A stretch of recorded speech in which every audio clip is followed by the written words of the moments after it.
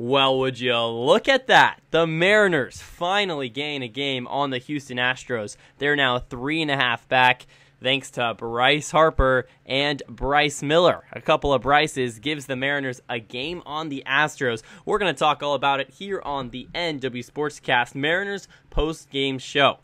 The Mariners, they are now 2 games above 500. They're on a couple-game winning streak. Since firing Scott Servais, they've won 3 of 4 with the Dan Wilson-era team. They beat the Rays, who are now 65 and 66, and most importantly, are 3.5 back of the Astros. Now, once again, do I think this season may be over? Potentially, but the Mariners sure are giving it a ride here.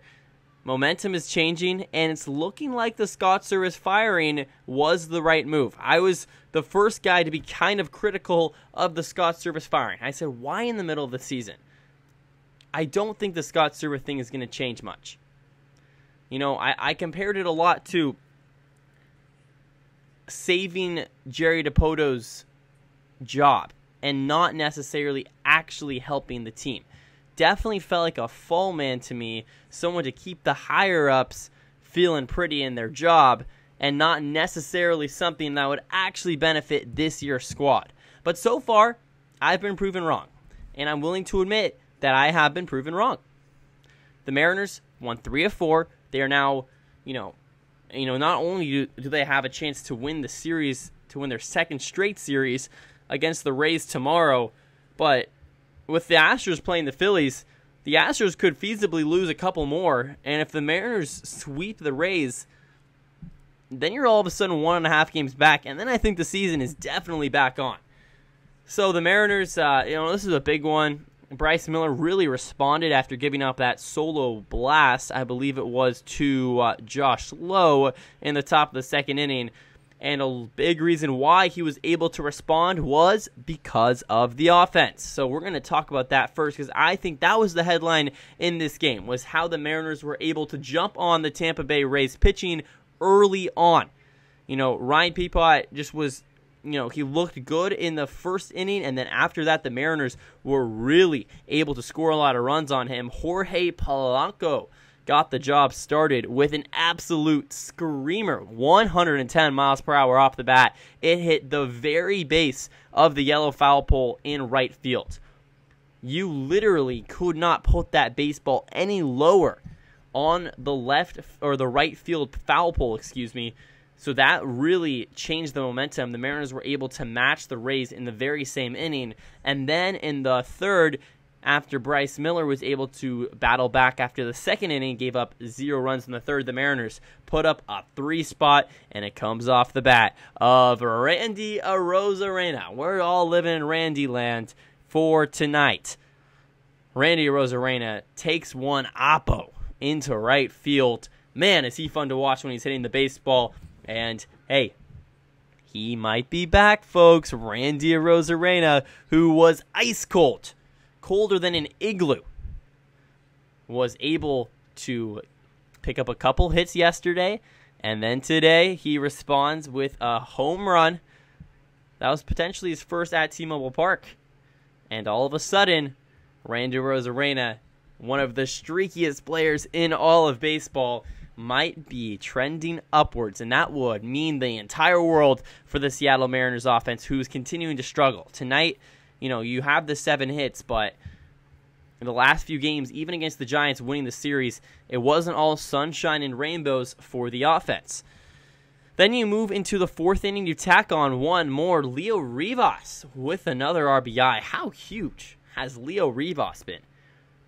Somewhat of a throwaway call-up when they called him up a few weeks ago from AAA Tacoma, has really turned into a productive player. He had the walk-off a few games ago, and since then has not only been a really productive defensive shortstop against with the J.P. Crawford being injured, who is playing in Tacoma right now. So that'll be an interesting call for what Jerry DiPoto wants to do, but he's able to run the base pass really well, and not only is he taking walks, but he's getting base hits. He picks up another one tonight, and he's able to continuously get base hits with runners on, which the Mariners have been unable to do for a majority of the season. So Leo Rivas, he has been super good for the Mariners. It's going to be a conundrum for Jerry when J.P. Crawford is inevitably healthy, because J.P. Crawford, one of your best hitters, one of your best players, especially last year, who hasn't been that this year. But Leo Rivas currently is showing you that he's a more productive player than J.P. Crawford is. So do you take this new shiny thing that is definitely going to break at some point? Or do you take the kind of old appliance that it's pretty reliable, but it doesn't get the same horsepower, one might say, as the new shiny object does? I don't know. I say you let Leo Rivas ride it out a little bit longer, and then when that eventually dies out, then you can call up J.P. Crawford. Maybe you call someone else down. Not sure exactly who that would be, but I think right now Leo Rivas has deserved his spot on the roster. One thing I don't love about the offense today, Julio Rodriguez. He does touch home plate once off of an error, but he goes 0 for 4 on the day, and Julio Rodriguez continues to struggle. He is hit safely, I think 3 or 4 the last 6 games, something like that. But it's been one hit here, a single here, maybe an occasional double. It hasn't been a lot of power for Julio. I don't remember the last time Mr. J-Rod went yard.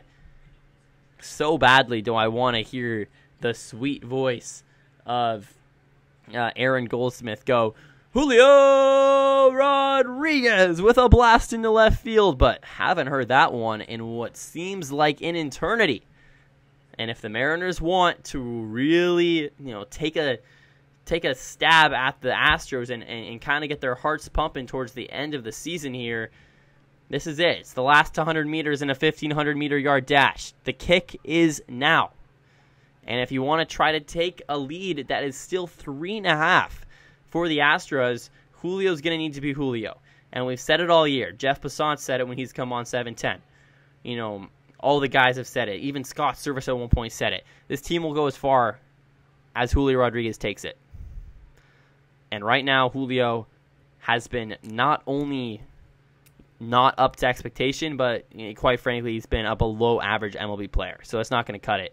And that the Mariners have reflected that. They've been a below-average team when Julio has either been out of the lineup because he's been injured or he just wasn't hitting the baseball well. So that's what I don't like to see. What I do like to see, though, is Mr. Bryce Miller.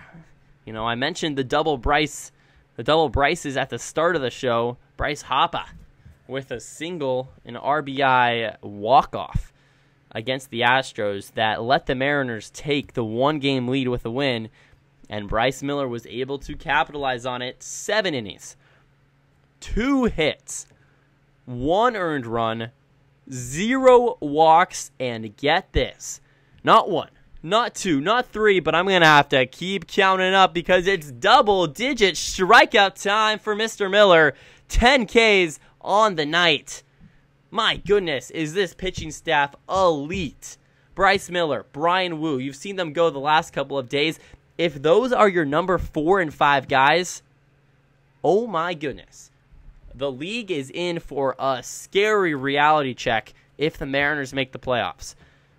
But right now, it's the offense that can only take the Mariners as far as the pitching staff allows them to, because this pitching staff pretty much every game puts the Mariners in a position to win. Bryce Miller does it again today. Austin Voth, Trent Thornton come in, slam the door. They have 3 strikeouts combined. 13 Ks against the Rays. That rhymed. Didn't mean to. Love to see it here on the NW Sportscast. But the Mariners, Bryce Miller, he's been elite. And the whole pitching staff for the Mariners has been elite. It's been the offense. But this has been a good start. 7 hits against a Tampa Bay Rays team that is inferior to you. You have to sweep the Rays, though. I still stand by that. I said that about a week ago. I thought we had to sweep the Giants. So if you don't sweep the Giants, you got to sweep the Rays. You play tomorrow 9:40 p.m. You play the next day at 4 o'clock Eastern time, that is. You guys are probably listening on the West Coast at 6:40 and 1:10 p.m. start. You got a Wednesday matinee game over there. And you have to sweep the Rays. You hope the Astros lose the next two to the Phillies. Probably they split the next two if I had to guess. Both good teams. Probably go 1-1. So if you sweep the Rays, now you're 2.5 back. And now it's really looking like an interesting race to the end, because then the Mariners have the Angels for 3 and the Athletics for 3. And the Astros still have to play the Royals. So, the Athletics series ends September 5th. And then from that point out, you have 3, 5, 9. You got 3 against the Yankees, 12. 3 against the Rangers, 15, 18. You got 21 games after the 3-game set against the Athletics in early September. So 21 games. If you're sitting 2.5 games out, especially with the 3-game set against the Astros on the 23rd through the 25th, if you win that series, you win the tiebreaker. You're 2.5 out in early September. There's a legitimate chance you could still steal the division from the bad boy Houston Astros. However, with that being said, that all lays on the fact that the Mariners take care of business here against the Rays, first of all.